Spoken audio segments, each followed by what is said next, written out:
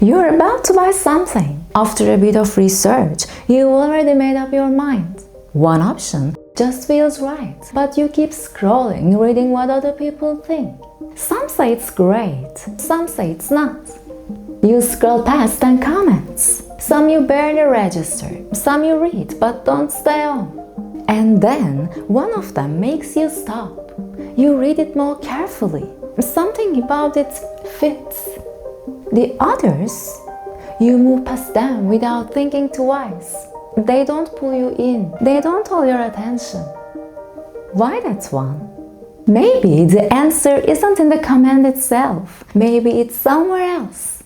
When people begin to form a belief, something subtle can start to shape how they engage with the world. Information that aligns with that belief may feel clearer, more convincing, easier to accept, while conflicting information may seem weaker, less relevant, or easier to move past. This pattern doesn't usually stand out. It can feel like a neutral way of making sense of things. It may reflect how the mind processes, selects, and interprets information. At a basic level, this can be understood as a filtering process. The mind is constantly exposed to more information than it can fully process, so it has to be selective. Existing beliefs can act as a kind of guide, directing attention towards certain pieces of information while leaving others in the background. You might notice this on social media. Over time, you may find yourself following accounts that already align with what you think, while rarely seeing the ones that don't. As a result, what feels like an objective view of reality may already be shaped by what has been accepted as true. This can become more noticeable when people try to evaluate ideas or test assumptions. Instead of actively asking whether something might be wrong, we may find ourselves looking for ways it could be right.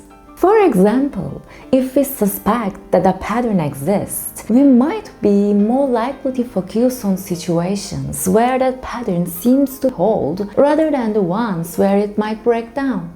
This can feel like a reasonable way of thinking, but over time, it may create an imbalance. Supporting evidence can begin to accumulate, while conflicting evidence receives less attention. You might see this when reading reviews for something you already want to buy. If you already think that brand is more prestigious, more reliable, or better made, reviews that match that impression may stand out more easily, while the ones that challenge it can be easier to overlook. As that imbalance grows, confidence in the original belief can increase, even if the belief itself hasn't been really tested. This may also reflect how the mind manages effort. Instead of considering multiple interpretations, the mind may settle on the first explanation that seems to fit what it already knows. And once that explanation is in place, it often becomes easier to maintain it than to question it.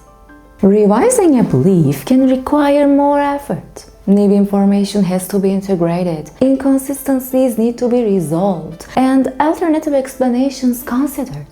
Accepting information that already fits, on the other hand, may require much less effort. So, when you stopped at that one comment, it might not have been because it was stronger, but simply because it didn't conflict. This pattern is often referred to as confirmation bias, a tendency to favor information that aligns with what we already believe and to overlook information that challenges it. Some of our thinking is fast and intuitive, forming impressions almost instantly. Other parts are slower and more deliberate, but that slower process requires effort. So, in everyday situations, the mind may rely more on the faster mode. Have you ever noticed how quickly something can feel right even before you really examined it? And once it feels that way, you rarely go back to question it. And most of the time, you don't even realize it's happening. Gradually, attention may begin to highlight information that aligns with existing beliefs. Interpretation can shape ambiguous situations in ways that fit prior expectations, and memory may make confirming examples easier to recall later on. What's more, these processes can start to work together. What you notice shapes what you remember. What you remember reinforces what you believe, and what you believe shapes what you notice next. Over time, this can form a loop, making beliefs feel more stable and harder to question. This extends beyond abstract thinking. A neutral message might feel intentional depending on what you expect. Or watching a referee's decision in a match. It can seem obviously right or wrong depending on which side you're already on.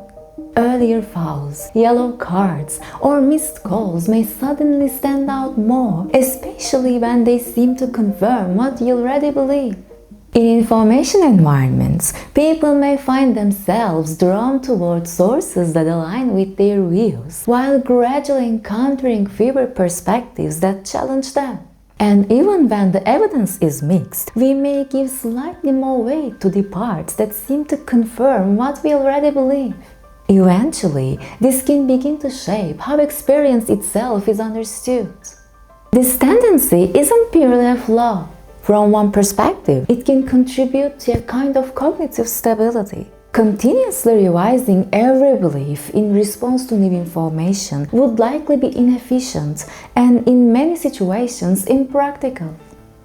Existing beliefs can provide a framework that may allow the mind to operate more efficiently in complex environments. In that sense, favoring consistent information may be part of a broader tendency to maintain coherence. At the same time, the same mechanism that provides stability can also limit flexibility. When the preference for confirming evidence becomes too strong, it may begin to interfere with genuine evaluation.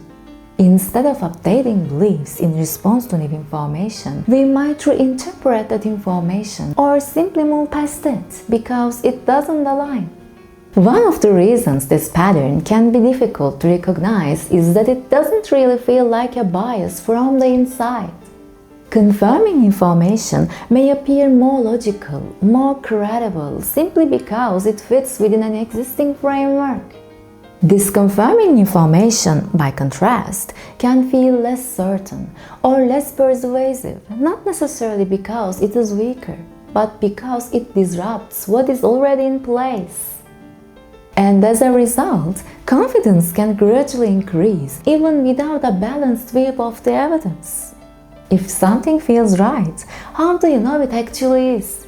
Reducing this tendency can involve evaluating beliefs more carefully. Instead of asking why something might be true, it can be more useful to ask what would show that this might be wrong.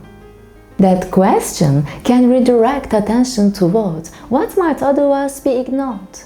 Another approach can involve slowing things down. When time and mental effort are available, taking a more deliberate look can begin to reveal assumptions that might otherwise go unnoticed. This doesn't mean abandoning intuition altogether, but it may involve recognizing when it might not be enough on its own. Exposure to different perspectives can also make a difference. Encountering alternative viewpoints may introduce information that challenges existing assumptions. The goal isn't necessarily to replace one belief with another, but to expand what is being considered. When ideas are approached as hypotheses instead of final conclusions, they may remain open to revision. It doesn't feel like bias. It feels like you are being reasonable. But if what feels right is shaped by what you already believe, how often are you actually seeing what's there? And how often are you only seeing what fits? And if one comment can hold your attention more than the rest, what else might be shaping what you think is true?